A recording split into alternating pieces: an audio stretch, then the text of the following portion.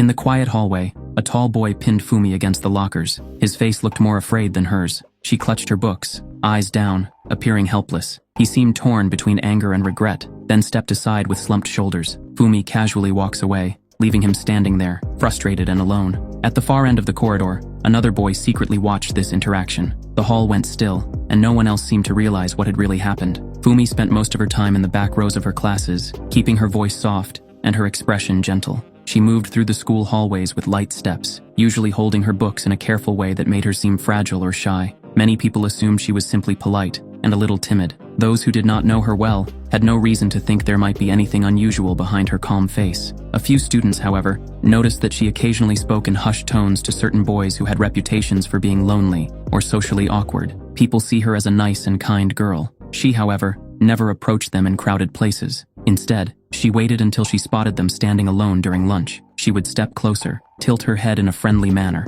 and begin a conversation that always started with a minor question. Sometimes she asked if she could borrow a pen. Other times, she pretended to have trouble understanding a specific topic from class. Over time, she mastered the art of making these encounters appear natural and unplanned. Fumi lingered by the vending machine, clutching a half-empty water bottle. Her eyes flicked to Hiroshi, a boy hunched over a math workbook. She let her pencil roll off the desk, its clatter snapping his gaze upward. "Sorry," she whispered, tucking hair behind her ear. She asked, "Could you please?" Then he scrambled to retrieve it, cheeks flushing as their fingers brushed. By week's end, he'd slip her crumpled yen notes for lunch, blind to the identical script she'd rehearsed with 3 other boys. She discovered that many were delighted to receive any attention at all, especially from someone who spoke softly and listened to them. A quiet laugh or a gentle pat on the arm often cemented the feeling that they had found a person who cared. As soon as she felt they saw her as a confidant, she found ways to share mild personal details about herself, though none of them were quite true. She claimed her family situation was difficult,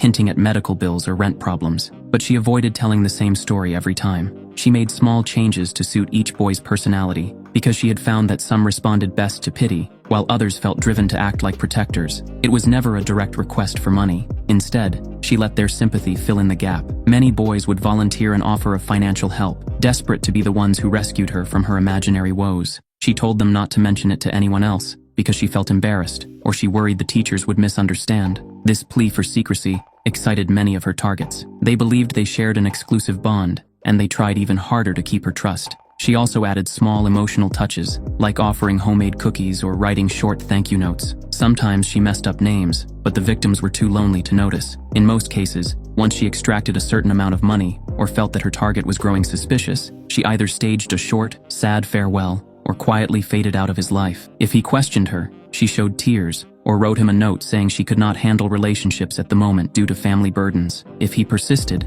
she hinted that he was making her uncomfortable, and that she needed space. Almost every time, the boy in question either blamed himself for upsetting her. She practiced the same sequence of smiles, soft sobs, and gentle words, day in and day out. A few lonely boys might have suspected her intentions, or felt uneasy about how she disappeared after taking their money, but they lacked proof or the courage to speak out. The school was large enough that rumors drifted and faded quickly, and many students were too preoccupied with tests or to pay attention. One day, while waiting outside a classroom for the next lesson to begin, she noticed a boy standing alone, looking down at the schedule pinned to the corridor's notice board. She had seen him around but never paid much attention. His name was Levi, and he had enrolled in the same grade not long ago, though it was unclear whether he had transferred from another school or simply kept so quiet that no one knew him well. He was of average height and average build, never wore flashy clothes, never joined sports activities, and never seemed to have a close group of friends. He sat in class with a calm posture, never drawing notice to himself, never volunteering to answer questions. He turned in assignments that were neither poor nor excellent. Teachers sometimes forgot he was in the classroom until they saw his name on the roster. Fumi saw a few things that piqued her interest. He usually left school immediately at the last bell, carrying a simple bag that did not appear to hold any special equipment or club materials. Sometimes, he paused near the library, scanning a notice board about upcoming academic events. A few classmates made passing remarks that he might have a part-time job somewhere, since he seemed unconcerned about typical after-school gatherings. She also heard that he never ate lunch with the same person more than once, usually drifting alone to a corner of the canteen. In these habits, she sensed the potential isolation that often made for easy manipulation. She decided that she would not attempt an instant approach. Instead, she noted where he often stood between classes. She observed that he was never approached by other students, unless a group assignment forced them to speak. She concluded that he might be a textbook case of emotional distance and possible loneliness. She felt confident that she could draw him out with the right lines. She reasoned that a person who showed little outward excitement might treasure any show of kindness from her even more. She let a few days pass, content to keep an eye on him without making obvious moves. During this period, she continued her usual patterns with 3 other boys. One of them gave her daily lunch money, thinking she is too poor to afford. The other bought her small gifts, such as phone accessories or stationery, whenever she hinted at needing them. She made sure to keep each one believing he was special, telling him that she felt comfortable talking to him because he was different from the rest. Her entire approach relied on secrecy, so she kept them well apart. She also noticed that Levi seemed to watch her sometimes. She suspected he was already in love with her, which would make things easier. She found herself curious about his background, but she had little to go on. She asked a couple of classmates if they knew anything about him, but none gave her detailed answers. They just said he was quiet, got average grades, and never caused problems. Some joked that he was practically invisible. This made her all the more convinced that if she invested patience, she could turn him into the kind of companion who would do anything for her approval. Eventually, she allowed herself to strike up a simple conversation with him. It happened in the hallway after the end of day cleaning, when most students were packing up. She deliberately lingered near his desk, pretending to look for something in her bag. He was slow to notice her, so she softly cleared her throat and asked if he had a spare pen she could borrow. He nodded, handed her a pen from a pouch, and resumed organizing his books without appearing either annoyed or eager. She thanked him, made a vague remark about how chaotic the day had been, and waited for him to comment. He answered with a short, polite remark that carried no emotion. Sensing that further chatter might be unwelcome, she returned the pen, smiled, and left. She was slightly puzzled by his muted reaction, because it lacked the shy awkwardness she often encountered. Still, she felt no discouragement. She assumed he was simply reserved. She thought that if she showed him consistent friendliness, he would open up in time. Over the next few days, she found little excuses to pass by his seat and give him fleeting smiles or nods, checking if he showed any sign of curiosity. He maintained the same bland expression, responding only when necessary. She repeated this approach enough that some classmates wondered if she was tutoring him or if they were starting a low-key friendship. A few days later, she learned from certain students that Levi might have a part-time job at a local store. Others tell her he came from a rich family that gave him tons of pocket money. Either way, it suggested that he had quite good financial support, which fit the narrative she liked. She concluded that, if nothing else, he might have enough savings to give a bit of financial assistance if she played her cards right. It became a routine for her to find him after classes and walk alongside him for a short distance before they parted ways. He did not invite her to do so, but he also did not reject her presence. She sometimes thought she saw a flicker of interest in his eyes when she brought up personal stories, though she could not be certain. She decided that she would soon ramp up her pleas for sympathy, hoping that in a private moment, he would offer something tangible. One afternoon, she slipped him a small note explaining that she felt down and needed someone to talk to. She arranged a more private setting. She found an unlocked classroom after school, typically used by a club that was currently on break. She stood by a row of desks, waiting, heart thumping, script ready. The moment Levi entered, she whispered a greeting that sounded more breathy than she intended. "I'm so sorry to drag you into this," she said, voice trembling just enough to hint at repressed tears. She explained a half-invented story about her family's recent hardships, how her parents were struggling to keep up with certain bills, and how she worried she might have to quit a few school activities. She expected him to respond with at least a question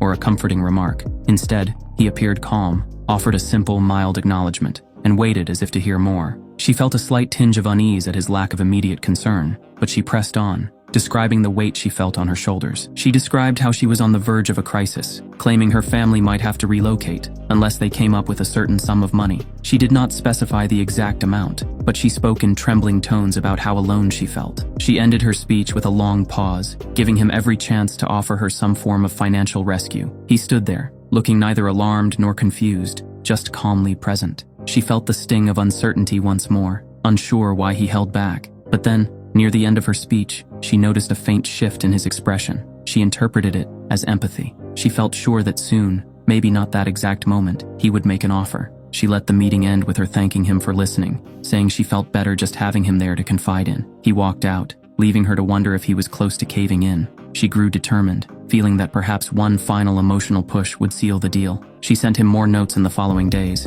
each brimming with a slightly more dramatic edge, though never crossing into blatant desperation. She wrote how she neither has a boyfriend nor any good friends to rely on. She praised Levi for being calm and kind, telling him she was grateful for his presence. She was certain that soon he would feel compelled to open his wallet rather than see her suffer further. Then, unexpectedly, Two of her older targets exchanged curious glances in the hallway one afternoon. One noticed that the other carried a small gift bag that looked similar to one Fumi had once asked him to provide. They started chatting. Although they did not compare all details, they realized they both had given her money. They parted ways with a sense of uncertainty, each suspecting that maybe she was not as honest as she claimed. Word began spreading in hushed corners that Fumi might be tricking multiple boys. However, most remained too unsure to confront her, and some felt it was not their place to dig into private matters. They were embarrassed at the possibility they had been fooled. She sensed this gradual shift in the atmosphere, noticing that fewer boys approached her with friendly smiles. Even a couple of her victims seemed to be growing more reserved or suspicious. This frightened her.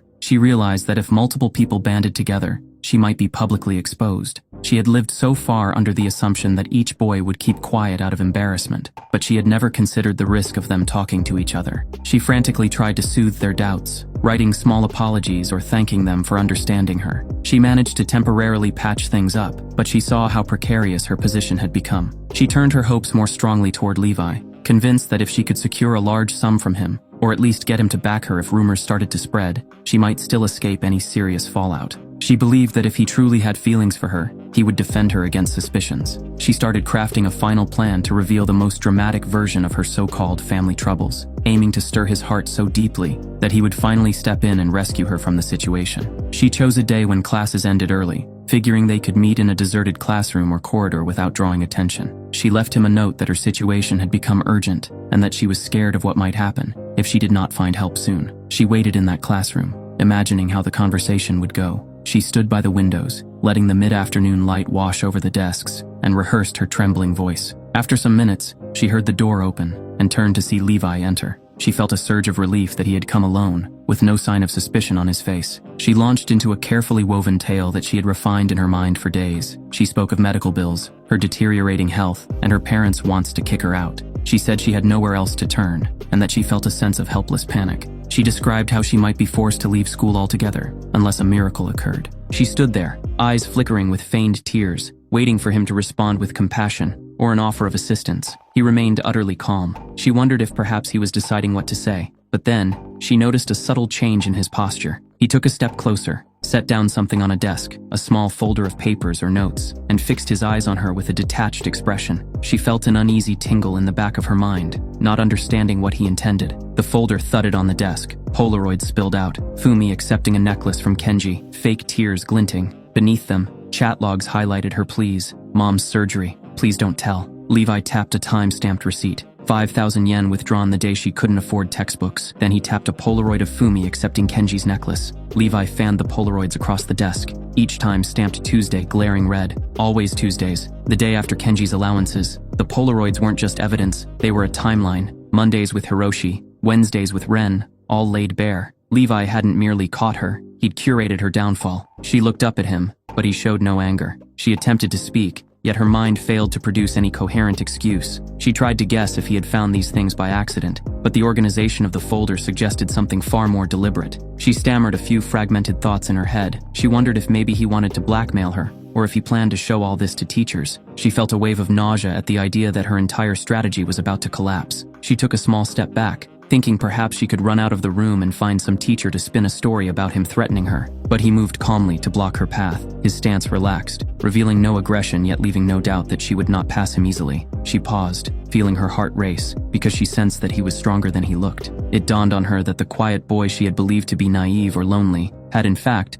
studied her with far more depth than she had realized. She tried to speak, but only shallow breaths emerged. He remained silent, simply letting her see that the folder contained more evidence than she could have imagined. She realized there was a record of her conversation with the boy who worked part-time, details of when money was given, references to her inconsistent sob stories. She understood that every angle she might have used to defend herself was already closed off. She wondered if he had done it out of a sense of justice, or if he simply wanted to prove a point. She had no way of knowing what lay beneath his silence. She did not see any anger in his eyes, no hatred or scorn. The absence of visible emotion made it more terrifying for her. She could not guess how far he would take this. She felt powerless. Her final instinct for survival rose up, compelling her to try one last strategy. She thought about dropping to her knees, or shedding real tears, or offering to do whatever he asked if he would just keep the folder hidden. She felt shame coil around her gut at the idea of begging so openly, but her fear of total ruin overcame that pride. She tried to speak, forcing out some form of apology or plea, but only a shaky exhale came forth. He gave no indication of being swayed by pity. Finally, he closed the folder in a swift motion, tucked it under his arm,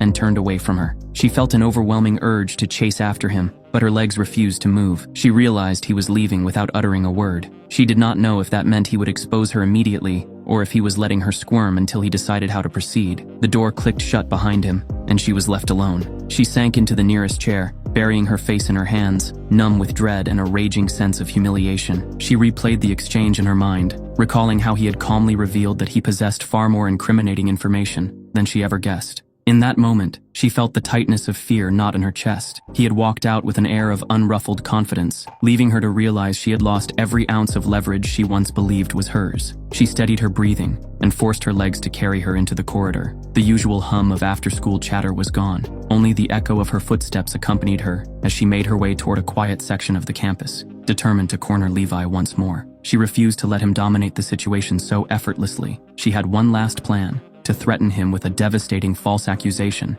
that would paint him as a harasser if he dared to expose her scams. She found him by the gym's side exit, leaning against a wall, backpack slung over one shoulder. The fading afternoon light cast a slanting glow across the pavement. Summoning her courage, she confronted him. Who'd believe a transfer student with no friends? Her laugh trembled. "I'll tell them you cornered me here, that you've always watched me. Too close." She leaned in, breath hitching with practiced tears. "They'll see a predator, Levi, not a savior." She intended to spread rumors of harassment, an accusation so alarming that even the most thorough logs and screenshots might pale beside her tearful story. Her heart pounded as she delivered this threat, trying to mask how desperate she truly felt. Rain drummed the gym's tin roof as Levi pressed the play button. Fumi's voice slithered from the phone. "I'll say you assaulted me. Who'll believe you?" The recording hissed with the shuffle of her shoes, proof he'd stood inches away. The unspoken threat hung louder than her words. Each syllable of her newly hatched plan, every vow to accuse him of something vile if he revealed her scams, was captured in stark detail. The recording made it clear that her story was premeditated and false, meant purely to silence him.